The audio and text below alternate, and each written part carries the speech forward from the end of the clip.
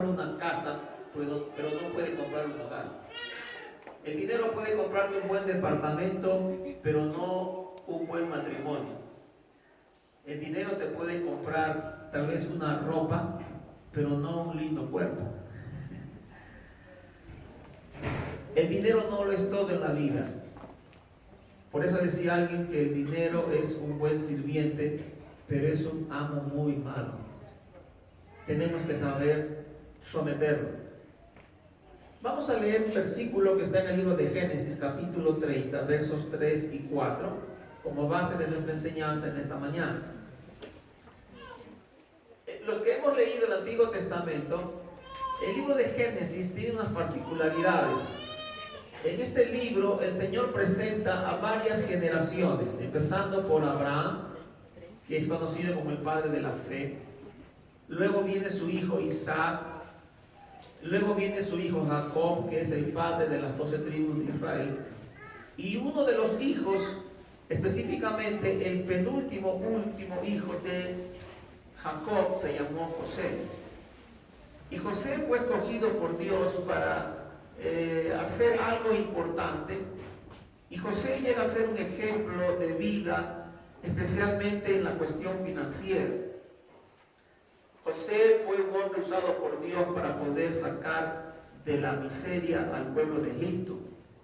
Y en estos versículos que vamos a leer, vamos a ver cómo José tenía unas características que nosotros necesitamos observar para poder imitarlo, si se quiere así, en nuestra vida personal. Versículos 3 y 4 de Génesis capítulo 39. Si está con su Biblia es capítulo 39. Aquí no se ve bien por el sol. El sol no me está dando y estoy con un poquito de oscuridad por aquí. Muy bien, dice así el versículo. Este está hablando de Potifar, el que era el señor de José, el que lo había empleado. Este se dio cuenta de que el Señor estaba con José y lo hacía prosperar en todo.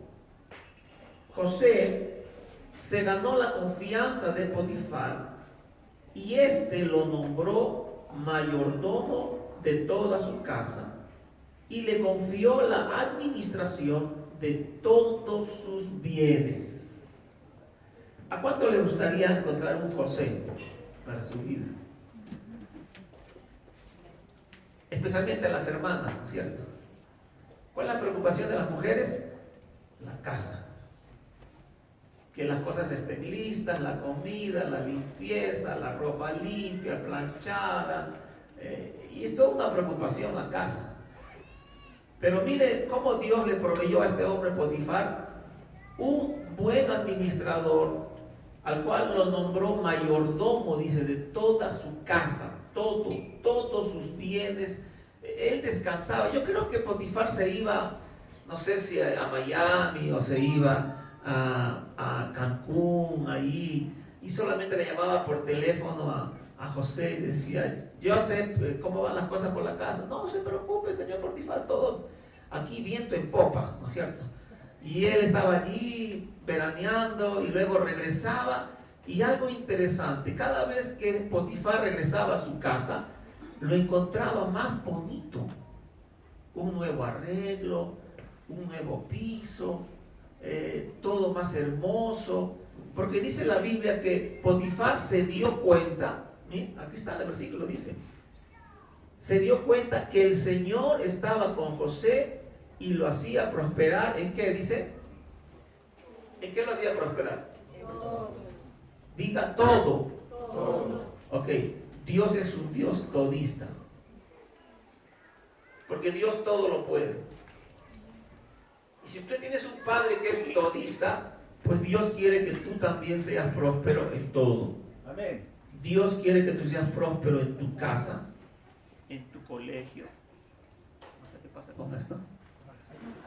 Que seas próspero en tu colegio, que seas próspero en tu barrio, que seas próspero en tu negocio, que seas próspero en todas las cosas que emprendas. Como padre, próspero. Como esposo, próspero. Como vecino, próspero. Se dio cuenta. ¿Y cómo se dio cuenta? Pues porque veía lo que había a su alrededor.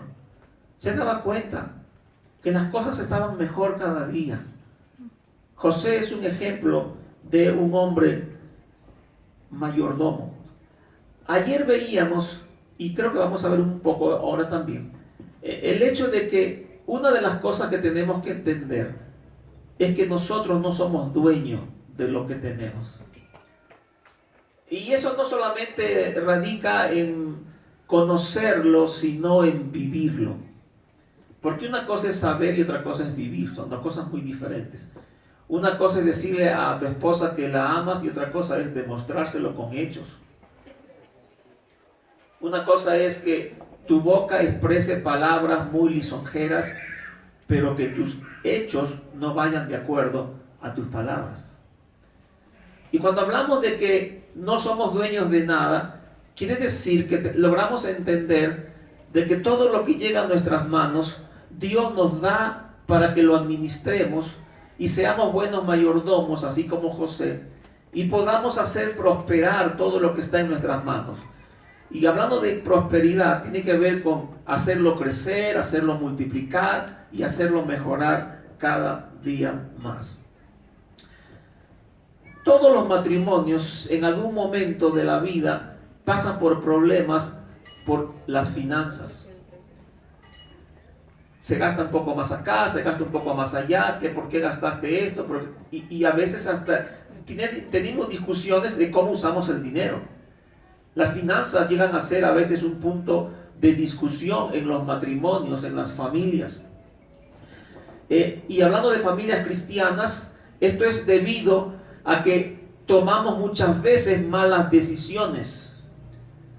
No hemos aprendido a poder presupuestar, o no hemos aprendido a poder gastar, hasta dónde podemos llegar con nuestros gastos, y entonces genera problemas.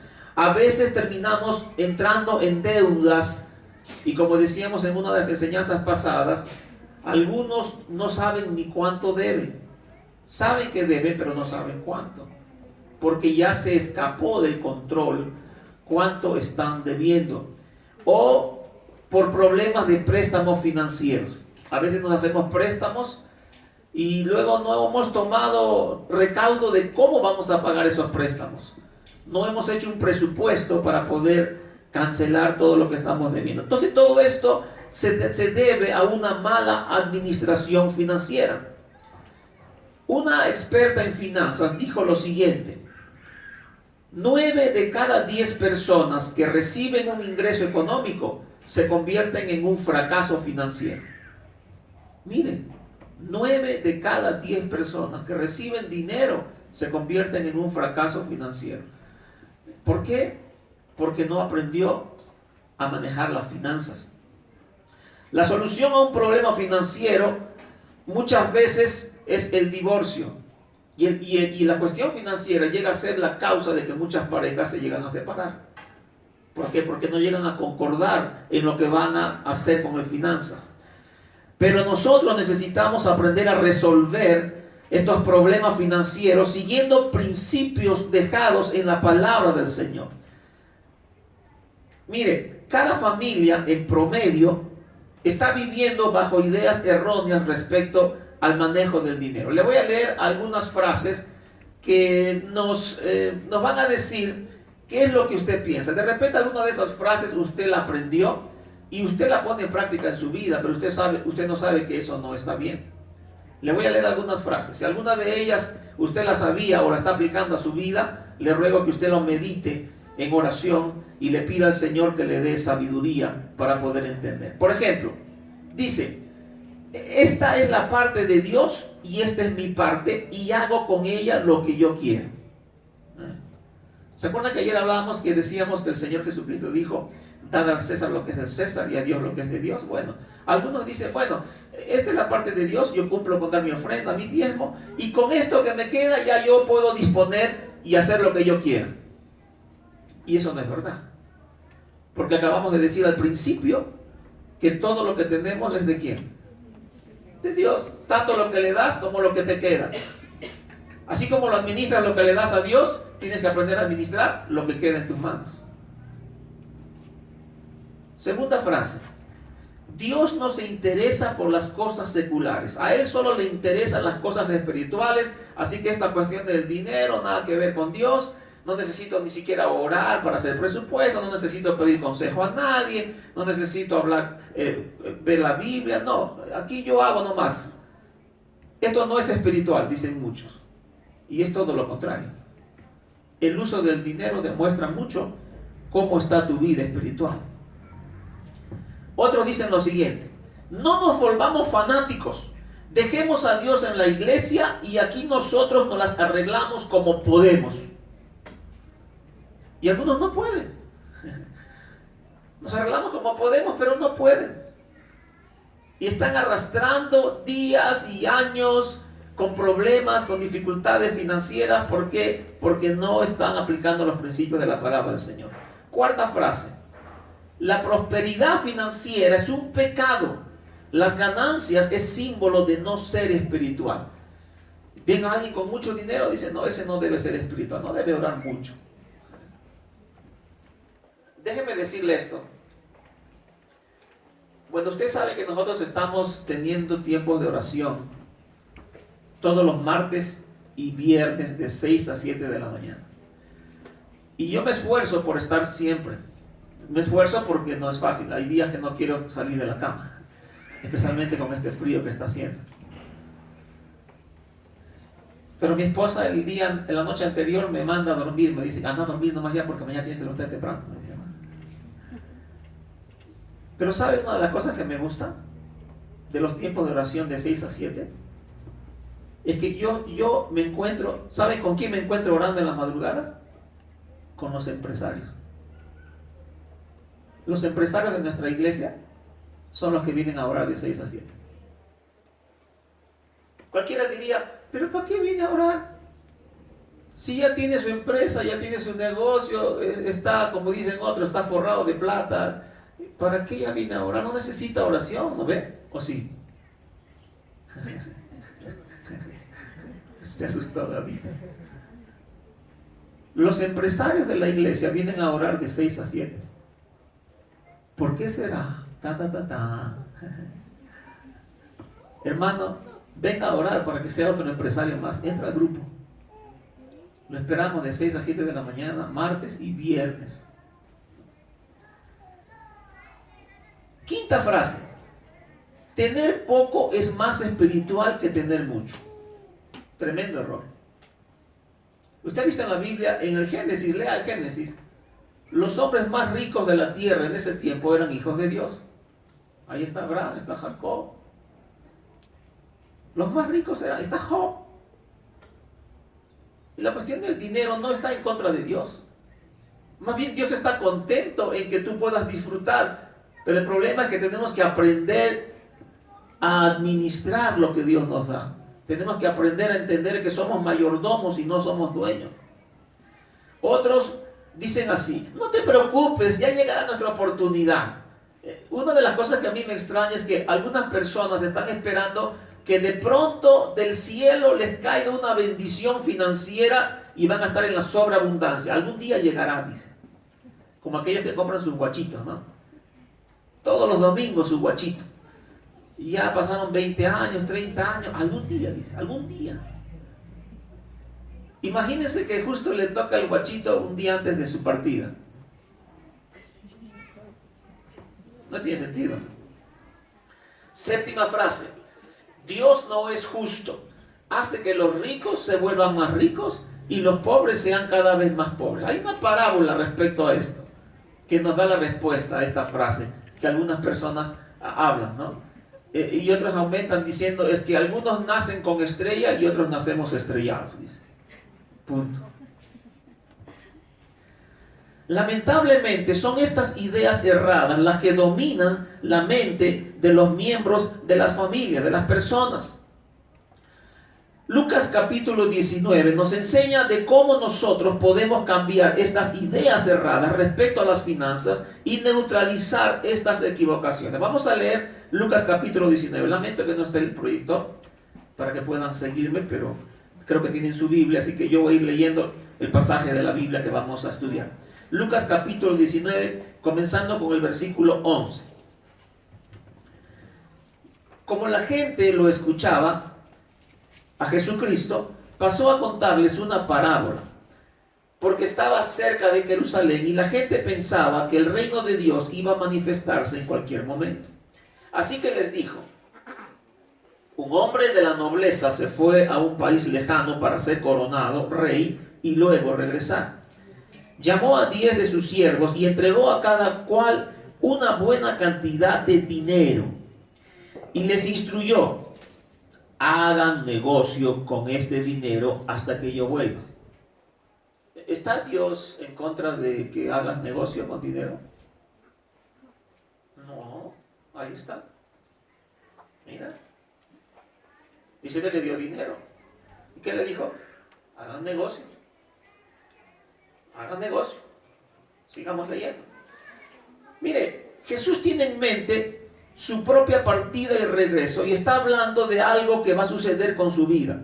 Y está usando esta analogía.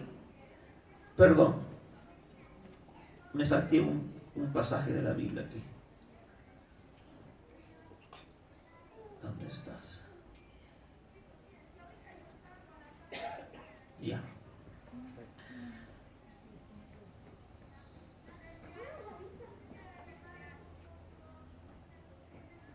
Muy bien. Entonces, mire. Aquí algo ha pasado, se me ha borrado, creo. Bueno, le está diciendo: yo voy a irme, le dice, versículo 13, y les instruyó dándole una cierta cantidad de dinero y le dije: hagan negocio hasta que yo regrese. Ahora, esta es una parábola que muestra al Señor Jesucristo dándonos a nosotros la oportunidad de poder ser mayordomos y poder administrar las cosas que nos dan. La Biblia dice que Jesucristo va a volver. Él va a regresar un día. Y cuando Él vuelva, ya no va a volver para ser sacrificado como la primera vez que vino. Él vino a entregar su vida por nosotros. Él vino a morir en la cruz del Calvario. Pero cuando Él venga, vendrá como Señor. Vendrá Él para poder juzgar de todo lo que nosotros hemos hecho. Y nos va a tomar cuenta de cómo nosotros administramos lo que puso en nuestras manos. ¿De qué manera usted pudo ser un buen administrador con lo que le dio y puso en sus manos para que usted lo multiplique? Eso es lo que está diciendo aquí este versículo. Un día él va a volver. Muy bien. Primer punto que tenemos que ver en este pasaje es que Dios es el dueño de todo. ¿Quién le da a ellos para que administren? Dios, el Señor, dice. Él les da. ¿Quién nos da a nosotros para administrar? Dios. Usted dirá: pero pastor, pero yo lo he ganado con mi trabajo, he trabajado en una empresa, he levantado un negocio, yo lo he hecho, Dios no me dio nada, no me cayó nada del cielo. No, la Biblia dice que Dios es el que abre los canales de bendición para ti. Un versículo del Antiguo Testamento dice que Dios es el que nos da capacidad de crear riqueza. ¿Quién te hizo inteligente? ¿Quién te dio ese olfato financiero para invertir? Eso vino contigo, eso Dios te lo puso a ti. ¿Quién te dio la inteligencia y la capacidad para poder sumar, multiplicar y poder pensar en algunas inversiones que van a multiplicar lo que está en tus manos? Es Dios. Dios te lo da. Por lo tanto, tenemos que empezar reconociendo eso. Todo lo que tenemos proviene de Dios. El esclavo no tiene nada, por lo tanto, cada uno recibió de su amo. Ellos simplemente iban a fungir como administradores. Ahora, quiero leer un pasaje del Antiguo Testamento donde Moisés le habla a los israelitas respecto a cuando ellos iban a entrar en la tierra prometida. Ustedes recuerdan que el pueblo de Israel estuvo en Egipto y Él los sacó de Egipto, de la esclavitud, dice la Escritura, y los iba a hacer entrar en la tierra prometida. Y hay una frase que podía resumir tal vez lo que era la tierra prometida. Dice que era una tierra que fluía leche y miel. O sea, porque demostraba de que era una tierra fértil, una tierra buena. Y los estudiosos dicen que es la mejor tierra que existe en la tierra. Ok, en Deuteronomio capítulo 8 dice así: Moisés hablándole al pueblo de Israel antes de entrar a la tierra prometida. Dice: pero ten cuidado de no olvidar al Señor tu Dios, no dejes de cumplir sus mandamientos, normas y preceptos que yo te mando hoy. Y cuando hayas comido y te hayas saciado, cuando hayas edificado casas cómodas y las habites, cuando se hayan multiplicado tus ganados y tus rebaños, y hayan aumentado tu plata y tu oro, y sean abundantes tus riquezas, no te vuelvas orgulloso, ni olvides al Señor tu Dios, quien te sacó de Egipto, la tierra donde viviste como esclavo. Bien, esta frase nos caería a nosotros muy bien. A ver, rebobinemos un poco la cinta. ¿De dónde venimos nosotros? Yo les contaba el otro día que cuando nos casamos con mi esposa, no teníamos ni sillas nosotros. No teníamos ni sillas. Y cuando venían a visitarnos, pues teníamos esos baldecitos de pintura, ¿no es cierto? Grandes, porque estábamos en alquiler en una casa y la habían estado construyendo, habían pintado algunas partes y habían dejado los baldes por ahí. Así que cuando venían a visitarnos yo les decía, jala tu balde y siéntate a comer. Porque no teníamos silla. ¿De dónde te sacó el Señor? ¿De dónde el Señor te trajo a sus caminos? ¿Cuál era tu realidad? ¿Cómo vivías? ¿De dónde te sacó el Señor? Y la Escritura dice, hoy ya no estás en esa misma condición. Gracias a Dios, hoy día has prosperado, mejorado tus finanzas, tu vida, tu calidad de vida, tienes una familia, has hecho cierta cantidad de dinero que Dios te dio, lo has hecho multiplicar, y que dice, no te olvides de tu Señor. Tal vez yo podría añadir algo diciendo, y no te olvides que todo lo que está en tus manos no es tuyo, sino que Dios te lo fue dando, cada año fue aumentando gracias a ¿qué? A su misericordia. Gracias a su amor. Gracias a que Él abrió canales de bendición para ti. Él te dio ideas, Él te dio capacidad de aprender, de mejorar, de hacer riqueza, en otras palabras. Así que el día de hoy no podemos llegar a decir, no, esto es mío, esfuerzo de mi trabajo, así que yo decido aquí, y bueno, Señor, tranquilo, sí, ya un tiempo me ayudaste, pero ayúdale a otros, yo ya estoy bien. No es así. No es así. La Escritura dice, no te olvides.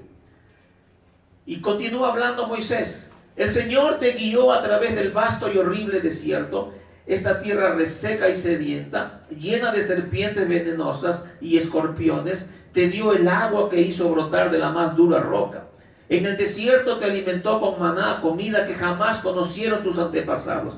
Así te humilló y te puso a prueba para que al fin de cuentas te fuera bien.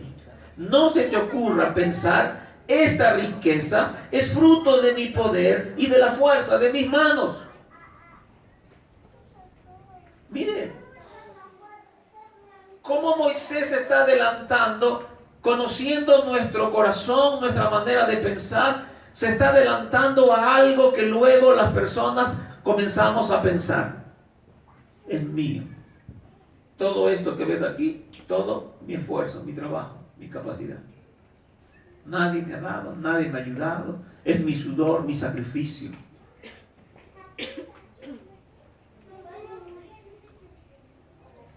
Recuerda al Señor tu Dios, porque es Él quien te da el poder para producir esa riqueza. Y así ha confirmado hoy el pacto que bajo juramento hizo con tus antepasados. Por eso yo le digo que Dios es bueno.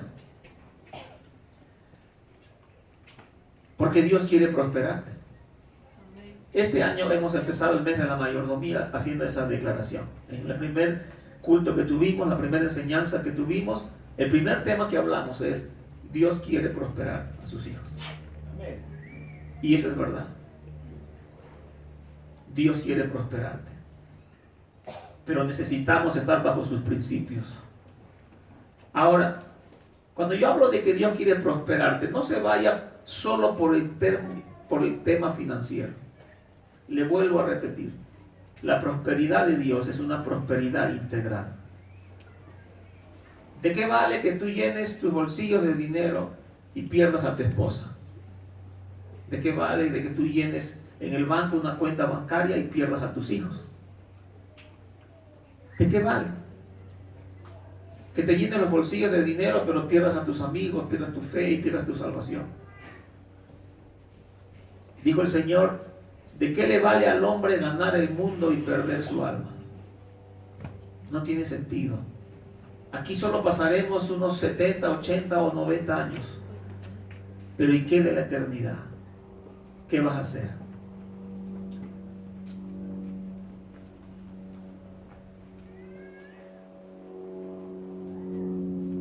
Número 2. Nuestras negociaciones son importantes para el Señor. A Dios le interesa los negocios que tú haces. ¿Cómo los haces? Él les da dinero y les dice que hagan negocio hasta que vuelva. ¿Recuerdan el primer pasaje que leímos de Lucas? A cada uno le dio cierta cantidad de dinero y luego él se fue y le dijo que lo inviertan, que lo hagan negocio, que lo trabajen, en otras palabras. O sea, a Dios le interesa lo que usted hace con el dinero que gana. No es que Dios se lo da y se olvida y luego ya no le interesa lo que usted hace, cómo lo maneja, cómo lo gasta o cómo lo invierte o si lo ahorra, si lo multiplica. No, a Dios le interesa. En la Biblia no se separa lo secular de lo sagrado, pues todo es sagrado, pues está bajo el control soberano de Dios. Es tan espiritual como ayunar la cuestión financiera. También es espiritual. Usted ha sido separado para Dios y sea cual sea el trabajo que realice, debe hacerlo para Dios. Todo es espiritual. En un servicio yo le decía lo siguiente. Nuestro hermano Marcos Witt, por ejemplo, una vez estaba testificando sobre cómo Dios le ayuda y recibe inspiración de Dios para componer tantas alabanzas. Ha compuesto cantidad de canciones cristianas, ha compuesto. Pero él dice que muchas de ellas Dios se las dio cuando se estaba bañando en la ducha. Y usted en la ducha no se baña con ropa, ¿no es cierto? Usted está delante de Dios así como nació. Usted puede decir, ay, pero ¿qué de espiritual tiene ahí? Pues dígaselo al Señor. El Señor le dio la inspiración mientras se bañaba. Salió de la ducha directo a escribir la letra y poner la música, porque mientras se bañaba llegó la inspiración y llegó la canción. Ahora dígame usted si cuando está en el baño no es espiritual. En todo lugar, todo lo que hacemos es espiritual. Usted no puede decir, estoy aquí y aquí nadie me ve, aquí no está el pastor, aquí no está mi Biblia, no hay nada, así que aquí puedo hacer como cualquier otra persona. No, donde estés, con quien estés, Dios está presente. Dios lo ve todo. Dios lo conoce todo. No hay nada en tu vida que no sea espiritual. Ahora, si tú quieres separarlo y tú quieres vivir de una manera en un lado y vivir de otra manera en otro lado, esa es tu manera de pensar, pero no es lo que Dios piensa, ni lo que es correcto. No. Todo lugar donde estemos y hagamos lo que hagamos es espiritual. Nunca debemos olvidarlo. Número 3. Hacer negocios a la manera de Dios es contrario de hacerlo a la manera del hombre. Y nosotros como hijos de Dios tenemos que aprender a hacer los negocios a la manera de Dios. Yo sé que en el mundo hay una manera de hacer negocio. Pero no porque el mundo hace de esa manera, nosotros tenemos que obrar igual. Nosotros tenemos principios en la palabra del Señor. Ahora, hay hermanos que escriben muchos libros sobre cómo administrar un negocio, por ejemplo. No recuerdo ahorita el nombre de uno de ellos, pero hay libros que te enseñan inclusive cómo conseguir personal, cómo despedir personal. Hay libros cristianos que nos enseñan todas esas cosas. Por lo tanto, no podemos decir que la Biblia no nos enseña cómo ser empresarios. No, aquí está todo. Los principios para ser un buen empresario están en la palabra del Señor.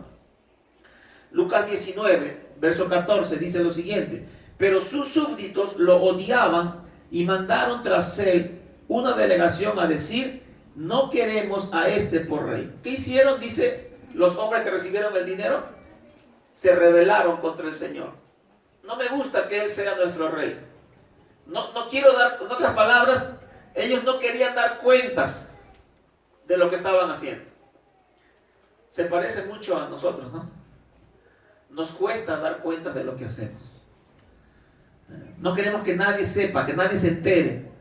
En muchos casos, decíamos anoche, la esposa no conoce ni el color de billetera que tiene el esposo, ¿no? Anoche les contaba que cuando yo le di una vez a mi esposa mi billetera para que pague unos libros que estábamos comprando, se quedaron sorprendidos. Dice, ¿usted le da la billetera a su esposa? Sí, ¿cuál es el problema? No, porque dice, hay algunos que sus mujeres no conocen ni el color de billetera que tienen. No saben ni cuánto ganan, ni cuánto tienen en el banco, ni cómo lo usan, no saben nada. Es un secreto para algunos. Ahora, los que se quejaban no eran los esclavos, sino los súbditos. Nos habla de que muchas veces queremos hacer lo que nosotros queremos y no lo que Dios nos dice en su palabra en cuanto a las finanzas. Y eso es verdad.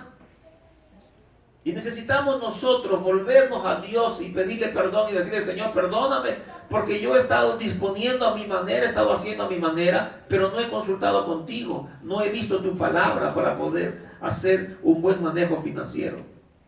Nosotros queremos tener el control de las cosas que Dios nos da. Número 4. La sabia administración agrada a Dios. Vamos a continuar leyendo Lucas 19. Ahora empezamos en el versículo 15. A pesar de todo, o sea, a pesar de que esas personas no querían tenerlo como rey, dice, fue nombrado rey. O sea, como quien dice, Dios es Dios, te guste o no te guste. Él es soberano, te guste o no te guste. Lo aceptes o no lo aceptes, sea tu Dios o no sea tu Dios, Él sigue siendo Dios. El hecho de que tú no lo veneres, no lo adores, no lo honres, no deja de decir que Él sigue siendo Dios. Dios sigue siendo Dios y Él es soberano. Entonces, cuando regresó este rey a su país, mandó llamar a los siervos a quienes había entregado el dinero para enterarse de lo que habían ganado. Mira, ni siquiera dice para enterarse de lo que habían hecho con el dinero, no. Él se quería enterar de cuánto habían ganado. ¿Qué pasaría con nosotros, no? Si el Señor volviera cada fin de año y nos pida cuenta de lo que hemos hecho ese año. ¿Cuánto has ganado, Gabito? Yo también se recordara los años cuando trabajaba en una empresa y llegaba el dueño de la empresa. Todos comenzaban a andar de patitas, ¿no es cierto? Ya llegó. Todos a trabajar.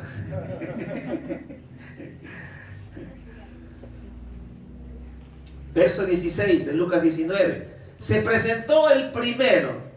Vamos a ver qué pasó. Esto parece una novela, hermano. Se presentó el primero y dijo, Señor, su dinero ha producido 10 veces más. Hiciste bien, siervo bueno, le respondió.